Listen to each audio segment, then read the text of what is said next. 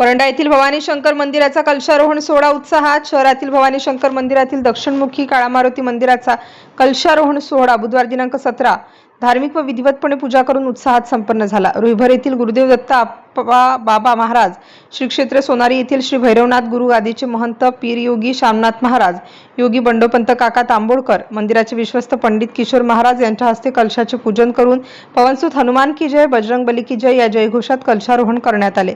यावेळी उपनगराध्यक्ष समरजित सिंह ठाकूर, शिवसेनेचे युवा नेते विश्वजित पाटील, हरिभक्त परायण बालाजी बोराडे यांची उपस्थिती होती.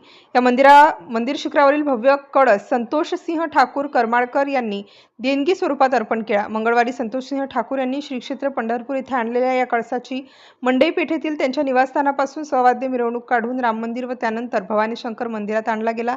यानंतर बुधवारी सकाळी 9 वाजल्यापासून विधिवत होमहवन व पूजन करून दुपारी 2 वाजता मंदिराच्या शिखरावर कलशारोहण करण्यात आलं. व्यापारी सुरेश कात्रेला यांच्या वतीने महाप्रसादाचे आयोजन करण्यात आले.